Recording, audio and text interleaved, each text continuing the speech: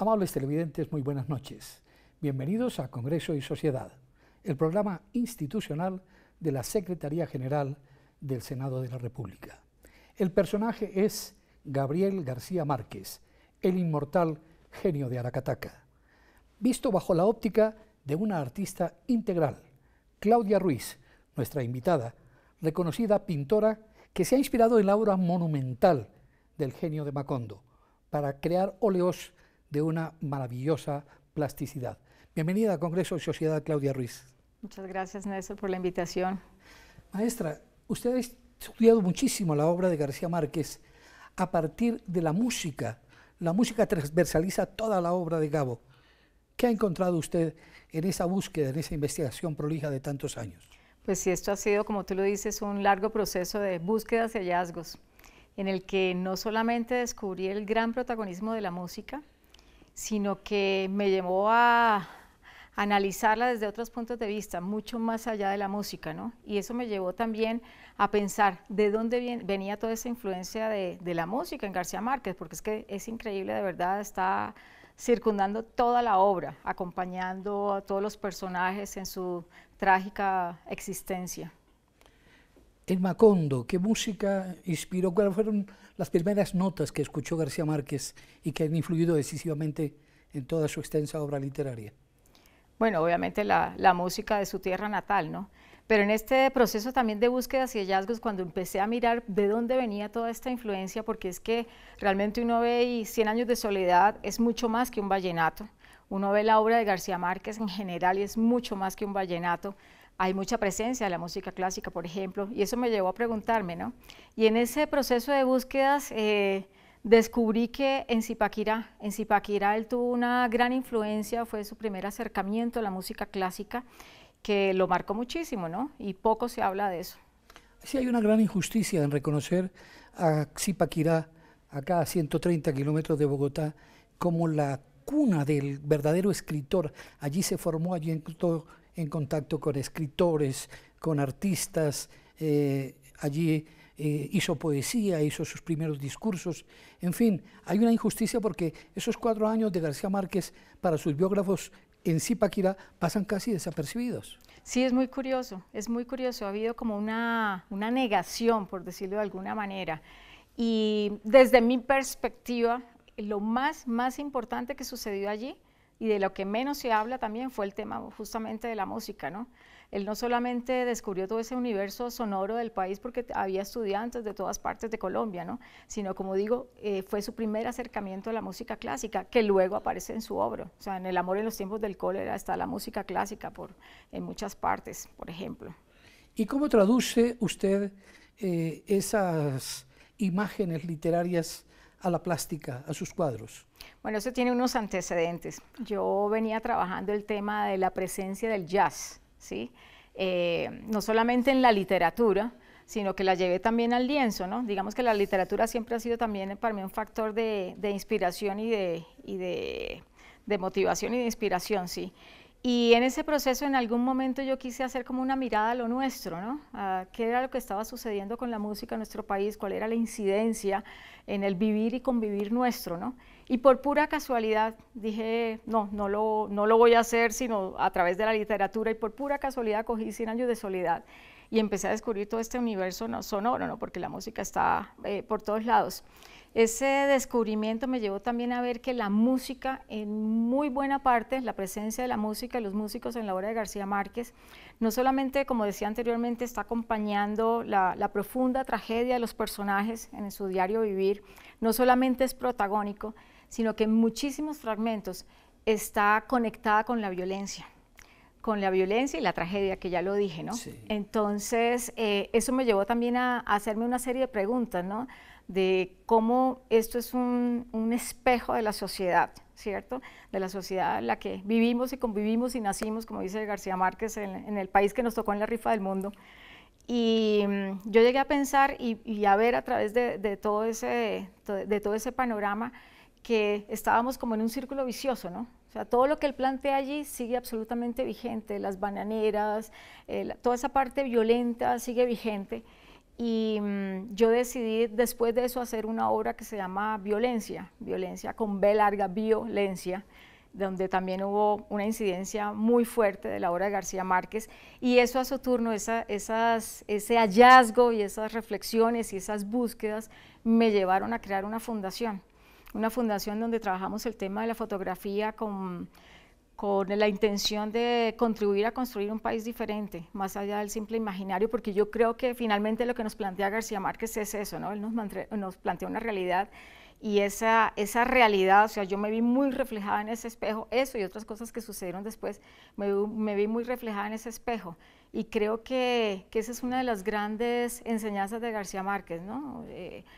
¿Cómo hacemos cada uno de nosotros para romper ese ciclo, ¿no? Y no seguir en eso, porque como te digo, lo que él escribe sigue siendo vigente. Esa espiral de violencia de tantísimos años que por fortuna hoy comenzamos con otros ojos, con ilusión de que va a ser superada y que vamos a vivir un país y una sociedad diferente. ¿Usted lo ve así también? Pues yo digo que en la práctica pienso que sí se pueden hacer cosas. Entre los grandes hallazgos también que me ha llevado todo este proceso es ver que el gran poder del arte en los procesos de transformación social. Lo hemos visto en este proyecto que tenemos en Huasca desde el 2010, lo hemos tenido en 7 municipios con el apoyo del Ministerio de Cultura, Conservación Internacional, la empresa privada y las alcaldías básicamente, y hemos visto de verdad los cambios que se han generado. El uno a uno, una persona que cambia, que se modifica, que reflexiona sobre sí misma, es una persona que va a hacer que su entorno sea diferente. Entonces yo sí creo rotundamente en este momento en eso, y eso es resultado de esa obra, ¿no? Toda esa cadena que me llevó a mirarme en ese espejo, porque digamos que el jazz era una música más, es universal, pero yo siempre estaba mirando más la historia de los Estados Unidos, y en un momento dado, en realidad fue alguien que me dijo, es que yo no estoy viendo en tu obra de dónde vienes y quién eres, y en ese momento era en el año 97, 98, estábamos en uno de esos picos de violencia, y yo empecé como a hacer ese ejercicio de reflexión, y para mí ha sido muy interesante, ¿no? García Márquez fue un gran trabajador de la paz. Usted me habla del arte como generador de reflexiones y de cambios sociales. ¿Con quién ejecuta usted esta tarea de difusión cultural y de renovación espiritual? Bueno, con un equipo de personas que se han ido uniendo al proyecto durante lo tenemos desde el 2010 en el caso de Huasca. Tenemos un equipo muy interdisciplinario porque nos interesa ver la realidad desde diferentes perspectivas, ¿no? No una realidad fragmentada. Y ahí trabajamos con escritores, sociólogos, biólogos, psicólogas, fotógrafos, obviamente, desde diferentes perspectivas. ¿Y va dirigido a los niños? Va dirigido a niños, jóvenes, adultos, quien se presenta. De hecho, tenemos en este momento en Huasca jóvenes tenemos niños desde 9 años hasta 60 años. Entonces, bien interesante ver cómo funcionan estos espacios de integración, ¿no? También, y de reflexión. Son supremamente interesantes. Claudia Ruiz, Gabriel García Márquez y el arte como generador de una nueva cultura, de una nueva sociedad. Vamos a algunos mensajes institucionales y ya regresamos. ¿Sabe usted cómo está conformado el Congreso de la República? El Congreso de la República está conformado por 2 cámaras, el Senado con 102 miembros elegidos a nivel nacional y la Cámara de Representantes compuesta por 166 integrantes elegidos en los departamentos. A su vez, el Congreso está dividido en 7 comisiones constitucionales que se especializan en temas para facilitar el trámite legislativo y de reforma constitucional. Entre los temas más relevantes que tratan las comisiones son la Comisión Primera, Reformas a la Constitución y Derechos Fundamentales. La Comisión Segunda trata temas internacionales y de seguridad nacional. La Comisión Tercera, Impuestos y Crédito Público. La Comisión Cuarta, Presupuesto. La Comisión Quinta, Temas Agrarios y de Medio Ambiente. La Comisión Sexta, Servicios Públicos, Educación y Cultura. Y la Comisión Séptima, Salud y Vivienda. Encuentra más información en nuestro portal web. Canal Congreso. Aquí vive la democracia. ¿Sabe usted cuáles son las funciones del Congreso? El Congreso de la República de Colombia desarrolla múltiples funciones esenciales para el funcionamiento de nuestra democracia. Estas son asignadas por la Constitución y la ley. Tiene, entre otras funciones, la función de reformar la Constitución mediante actos legislativos. Además, crea, modifica y anula las leyes. Así, el Congreso establece, por ejemplo, cómo se van a invertir los recursos de los colombianos. También tiene la facultad de citar a ministros y a otros funcionarios públicos para indagar, obtener información y exigir acciones frente a su gestión. El Congreso elige a algunos de los altos funcionarios del Estado. Además, puede, si es el caso, investigarlos y juzgarlos. Encuentra más información en nuestro portal web. Canal Congreso. Aquí vive la democracia. Regresamos a Congreso y Sociedad con Claudia Ruiz, pintora, quien realiza obras inspiradas en Gabriel García Márquez y su extraordinaria obra literaria. ¿Cómo siente usted a García Márquez? Veo que es una apasionada, ¿ha leído todas sus obras? No las he leído todas, pero he leído muchas y las he leído algunas y las he releído y he buscado porque además tiene muchas posibilidades, ¿no? Lo que uno busque, creo que ahí lo encuentra. En el caso de la música, ¿qué he encontrado? He encontrado la música por todos lados, acompañando a los personajes, poniéndole ritmo y melodía a los sentimientos, no sé, acompañando amores y desamores, odios, bueno, mil cosas.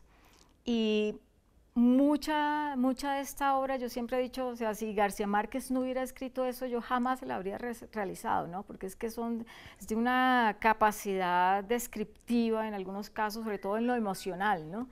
Y plantea unas escenas que son realmente mágicas e interesantes.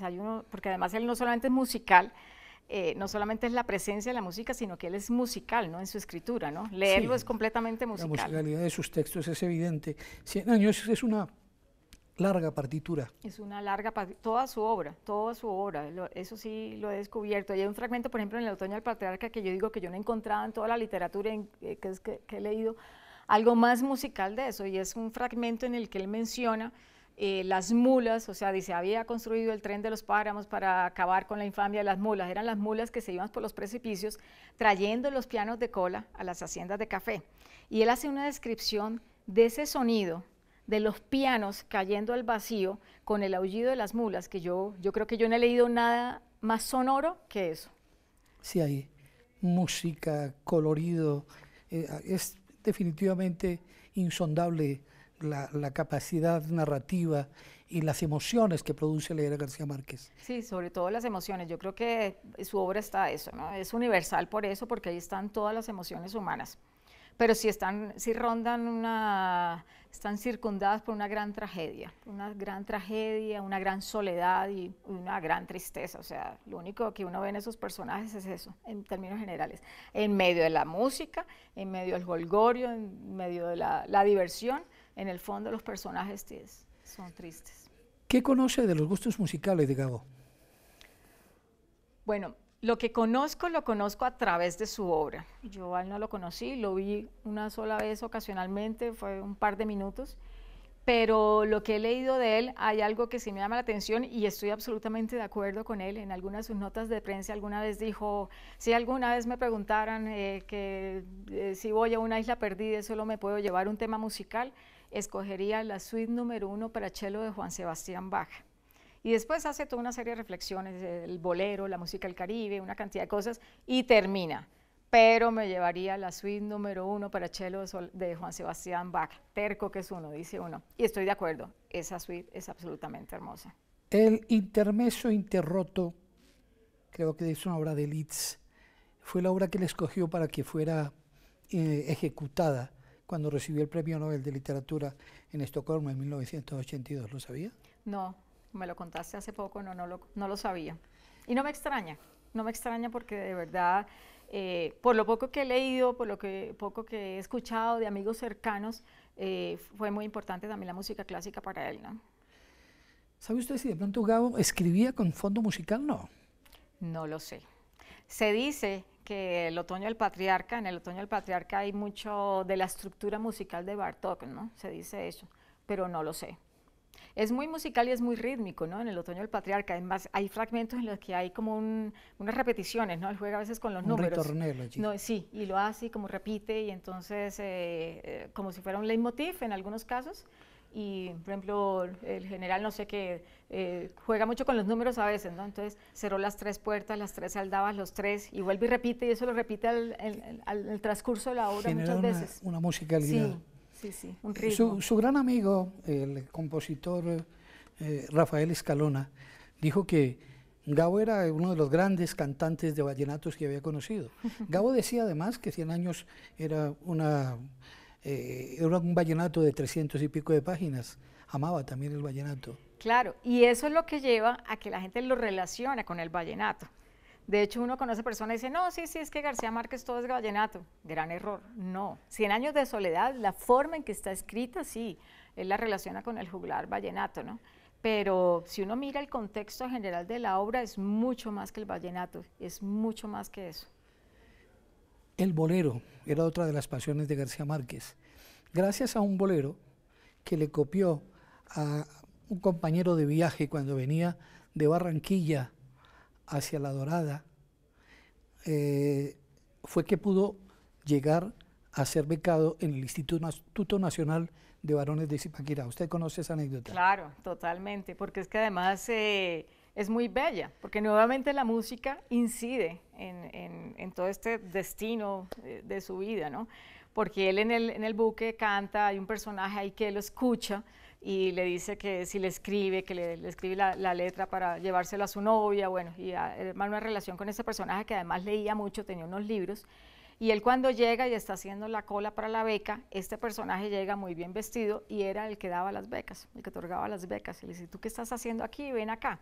Y él es el que le dice, no te vengas aquí para Bogotá, olvídate, mira toda la cantidad de peticiones que yo tengo acá. Vete para Zipaquirá, además porque Zipaquirá tenía todas unas connotaciones en ese momento de librepensadores y una cantidad de cosas que lo marcan profundamente, o sea, ese azar de la vida sí lo marcó. Claudia Ruiz, una artista integral, conocedora de la obra de García Márquez y que en la cual se ha inspirado precisamente mucha de su temática pictórica actual. Vamos a algunos mensajes institucionales y ya regresamos para un segmento final. ¿Sabe usted quién puede presentar proyectos para que se conviertan en ley? En Colombia pueden presentar proyectos de ley los senadores y representantes a la Cámara, los ministros, las altas cortes, entre otros altos funcionarios del Estado, quienes poseen iniciativa legislativa. También la iniciativa legislativa es un mecanismo de participación que faculta a los ciudadanos, a concejales o diputados del país a presentar proyectos de ley o de reforma a la Constitución. Para presentar una iniciativa popular por parte de los ciudadanos se debe elegir un comité promotor de la propuesta e inscribir la solicitud. Luego se debe recolectar un número de firmas válidas igual o superior al 5% del censo electoral. Si se cumplen estos requisitos, la registraduría expedirá la certificación. Con esto, el proyecto de ley o de reforma a la Constitución podrá ser radicado en las secretarías del Congreso y deberá iniciar su trámite con mensaje de urgencia para que tenga prioridad sobre los demás proyectos. Encuentra más información en nuestro portal web. Canal Congreso. Aquí vive la democracia. ¿Sabe usted cómo se hacen las leyes en Colombia? Según la Constitución y la Ley Quinta de 1992, estas pueden ser estatutarias, orgánicas y ordinarias. El procedimiento se puede dividir en 3 partes: iniciativa, debates y sanción. ¿Quiénes pueden presentarlas? Cualquier congresista, algunos altos funcionarios del Estado y los ciudadanos a través de la iniciativa popular. Después de presentado el proyecto de ley, este debe superar 4 debates en el Congreso. Estos debates inician en una de las comisiones de acuerdo a la temática del proyecto de ley. Luego pasa a ser debatido y votado en la plenaria de la respectiva Cámara. Posteriormente, el procedimiento de debate se repite en la otra Cámara. Al ser aprobado en los 4 debates, el proyecto de ley debe ser sancionado por el presidente para que entre en vigencia y se convierta en ley de la República. Encuentra más información en nuestro portal web. Canal Congreso. Aquí vive la democracia. Regresamos a Congreso y Sociedad para un segmento final con Claudia Ruiz y la obra de García Márquez, la forma como ha influido también en su pintura. En Zipaquirá se forma realmente el escritor y eso no lo reconocen ni siquiera los biógrafos de García Márquez. ¿Cómo influye la música en 100 años de soledad? ¿Y de dónde toma esos elementos musicales, Gabo? Sí, hay algo que es muy interesante que yo he detectado y es que, por ejemplo, en 100 años de soledad, él sí establece ese conflicto de culturas entre el interior y la costa, o los cachacos, porque él hablaba de los cachacos, ¿no? De hecho, uno de los personajes principales de 100 años, que es Fernanda, que se casa con Aureliano II, ella era de Zipaquirá. O sea, habla de que él viene a los páramos a buscar a esa mujer hermosa que había conocido y llega en el tren de los páramos. Él siempre hace la relación de los páramos, el tren de los páramos, habla de la música lúgubre de los páramos.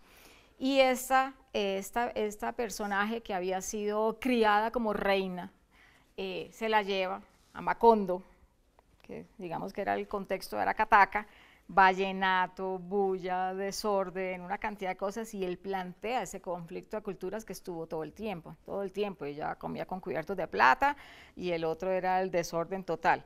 Entonces yo sí creo que él traslada un poco esas experiencias que lo marcaron muchísimo en esa época, lo traslada a su obra, ¿no? ¿Sería ese personaje, Berenice Martínez, su novia reconocida en Zipaquirá? Vaya uno a saber, no lo sé. Sí se refiere a un personaje, era una mujer muy bella, eso sí lo dice, ¿no? Pero quién sabe, ¿no? Posiblemente, no sé. ¿Hay alguna obra de García Márquez a la cual vas y regresas? Uy, todas. El Otoño del Patriarca muchísimo, y 100 años, yo creo que las que más, El Otoño del Patriarca y 100 años de soledad muchísimo. Ahí el Otoño tiene unos fragmentos muy interesantes, también muy trágicos, desde las rifas, por ejemplo, la lotería que hacían, entonces hacían trampa con la lotería, entonces se llevan, cada vez cogían 3 niños, y entonces había una forma de hacer la trampa, y los niños cogían las bolas que eran, y bueno, y el caso es que van guardando, por ejemplo, ese es uno de los fragmentos más fuertes que hay, ¿no? Esos niños entonces los van escondiendo, porque si no los niños van a contar que estaban haciendo trampa, y cuando vienen a ver, hay 3.000 niños, que los tienen por allá en la selva y no sé qué, entonces un día el dictador se levanta, entonces se acuerda de los niños, entonces él da la orden que los lleven al medio del mar, ¿sí? Que los niños vayan cantando, y mientras van cantando, Mambrú se fue a la guerra, mientras los niños van cantando los explotan con una carga de dinamita. Él después manda a fusilar a quienes lo hicieron, porque dice, es que hay órdenes que se pueden dar, pero no se pueden cumplir, no se deben cumplir. Y por ejemplo, explotan y matan toda esa cantidad de niños. Ese es uno de los fragmentos más fuertes que hay de la música relacionada con la violencia, por ejemplo. ¿Se conocen algunos textos de Gabo sobre la música? Él dejó muchas notas y muchos escritos, sí los dejó. Hay uno también que habla que algún día quisiera hacer un concierto para el triángulo, ¿no? Sí. Y hace toda una elaboración alrededor del triángulo, ¿no? Que es como el instrumento inútil en una orquesta, ¿no? Entonces dice que iba a escribir un concierto para triángulo, por ejemplo.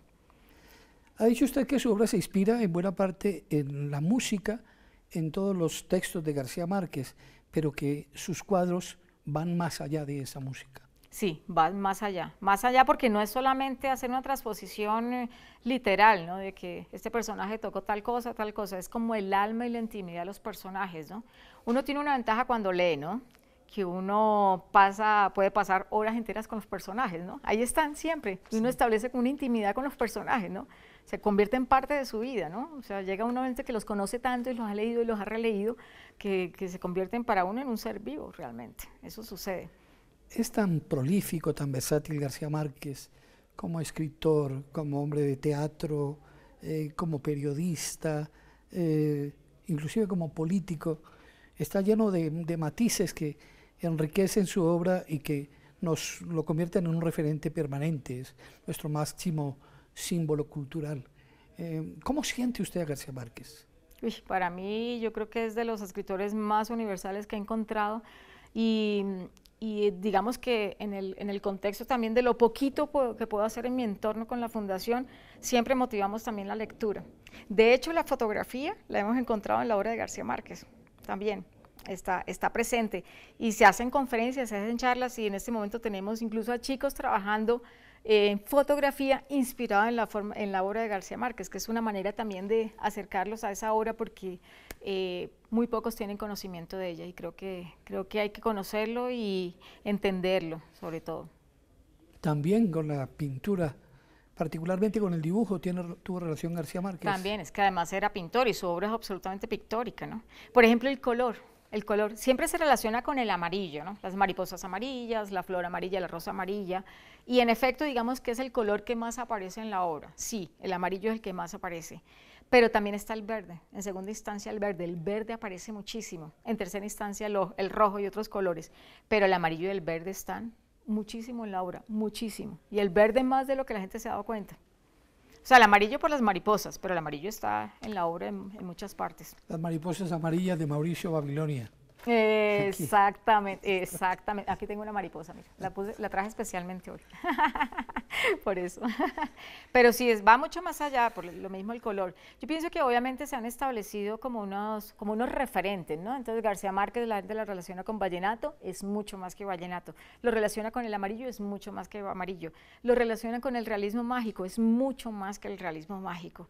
Yo sí creo que es un escritor que permite muchas lecturas, permite ahondar profundamente y sobre todo mirarse en ese espejo. Yo creo que eso es lo más importante, mirarnos en ese espejo que él ha planteado, porque ahí está todo, ahí él nos planteó todo, ahí estamos reflejados de verdad en su obra. Es el hombre que entronizó a Latinoamérica, América Latina en la literatura universal. Sí, definitivamente, definitivamente, y Aracataca existe porque existe él. La cátedra Gabriel García Márquez debería ser obligatoria en los colegios del país. Debería ser obligatoria, pero yo sí pienso que con unas metodologías diferentes, porque lo poquito que he podido captar es que a los chicos esa lectura obligatoria les genera rechazo. Entonces yo sí creo que ese acercamiento, el acercamiento del arte, especialmente con la literatura, tiene que ser o con unas metodologías completamente diferentes, más libres, más creativas, que algo obligatorio, porque genera mucho rechazo, pero sí hemos visto que si hay unas metodologías diferentes, los chicos se interesan, y ahora estamos en el proceso de los poquitos, como te digo, ahí en el entorno lo que podemos hacer, estamos en ese proceso de que se interesen cada vez más por la obra de García Márquez y que se traduzca en imágenes, estamos en ese proceso. Muchas gracias por su presencia aquí en Congreso y Sociedad, Claudia Ruiz. Muchas gracias, Néstor, por invitarme a compartir estas experiencias que espero que en algunos de los televidentes generen un poquito de interés y curiosidad por la obra de García Márquez. A ustedes, amables televidentes, los invitamos a contactarnos a través de nuestras redes sociales. Los esperamos aquí, en Congreso y Sociedad, en una próxima oportunidad.